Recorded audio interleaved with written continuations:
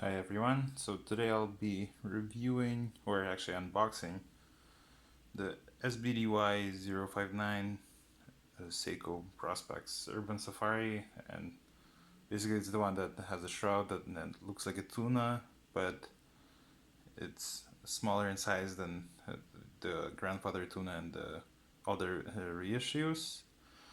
So I got it off Sakura Watches, and I paid 560 Canadian plus shipping. Shipping was 40 bucks.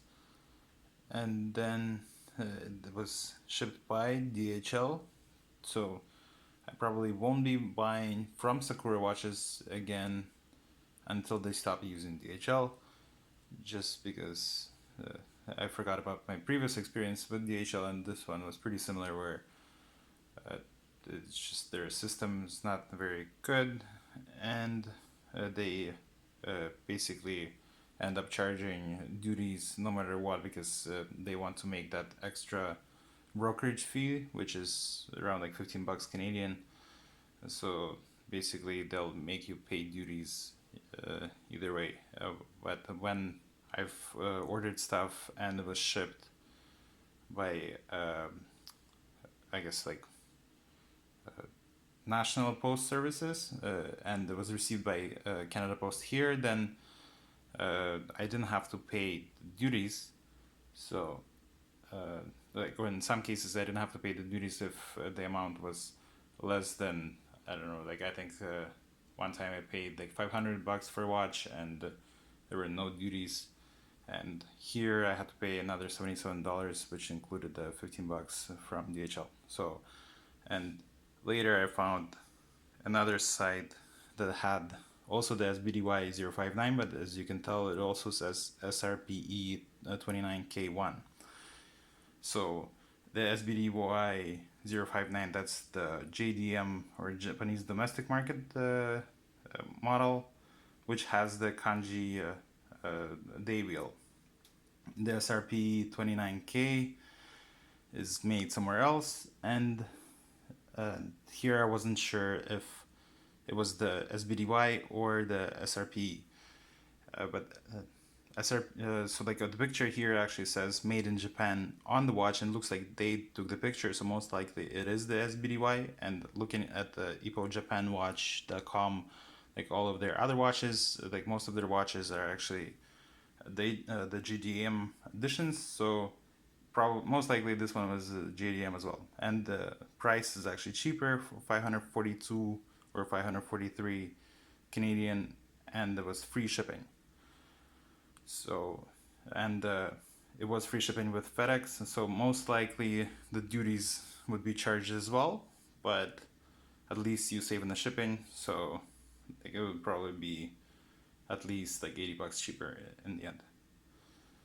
And I guess like the biggest risk would be if it's a JDM edition or not, but it technically could be the SRP29J1, but I haven't actually found any pictures online. And the interesting part is that the SRP29K1 is more expensive in most places than the SBDY059, like the JDM edition. So okay, so now let's get to the unboxing part. Actually don't know what's inside, so let me just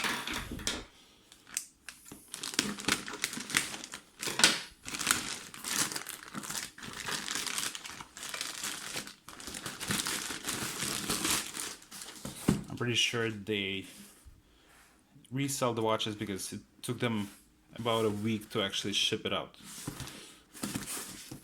So it looks like this was probably shipped internally to Sakura Watches, and then they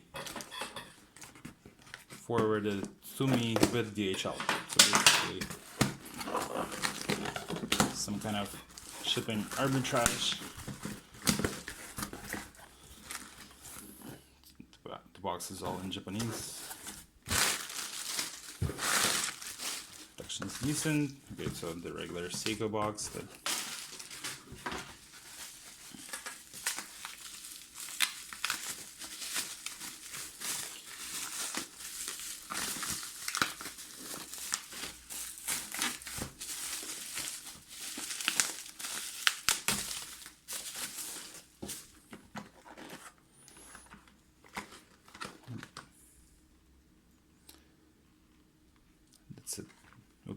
sorry, that's a typical box that the JDM editions come in, even like the more expensive models.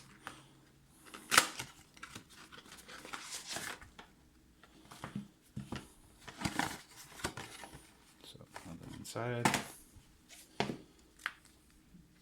booklet.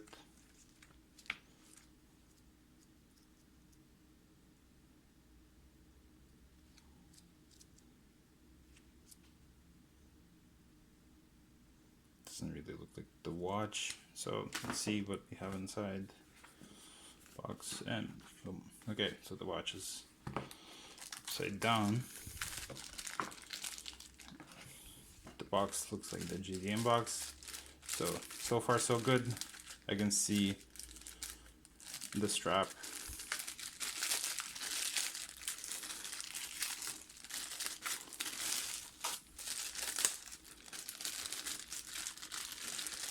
So I always wanted a Tuna,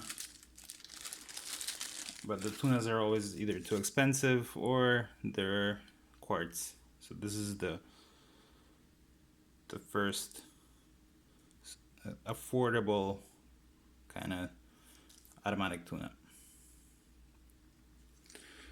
Okay, so it says made in Japan. It has the kanji calendar. See, it says Sunday.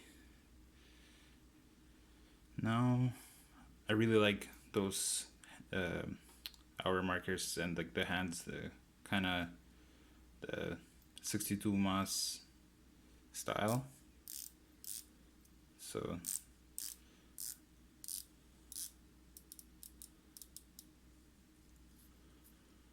the bezel looks nice. It does feel very small actually. I think I can remember like something 41 or 42 millimeters wide. The shroud is metal, nice color.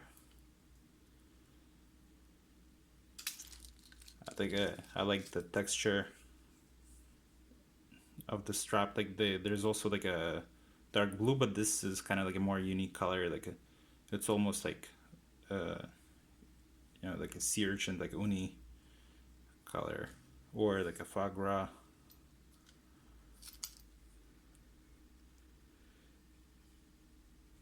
So it's a screw back case, unlike the grandfather Tuna where it was a monoblock or whatever it's called. And so this one is more typical kind of, but what I really like is the shroud. So people also complain about this being metal, that it's uncomfortable to wear, but I guess we'll see how that wears. So far I really like it. The strap nice, it feels nice and soft. I think it's silicone. And let's just compare it to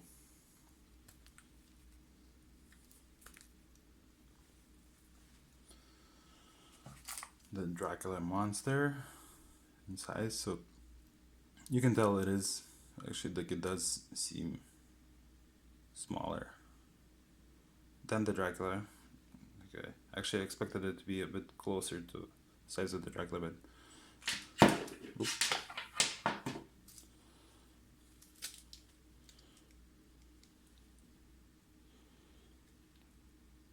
Still feels quite nice actually.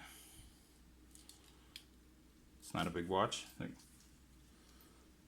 I kind of like the big Tunas actually. Like I have big wrists, so I don't mind the big watch, but this still feels quite nice.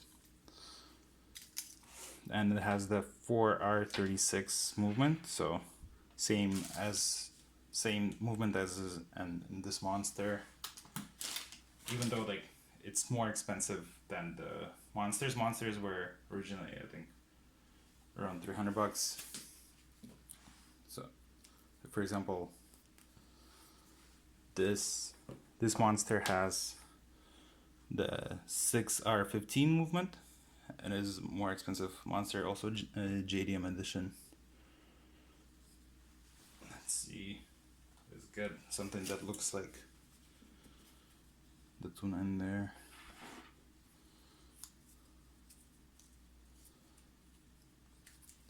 So this is a vintage piece from the 70s. It's the Gene Kranz 6119 8460, and it has the 62 mass hands and dial.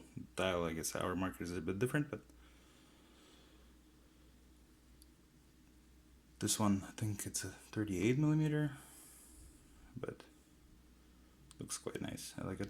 I'll probably change the strap in this eventually, but okay. Thanks for watching, guys. Let me know if you have any questions.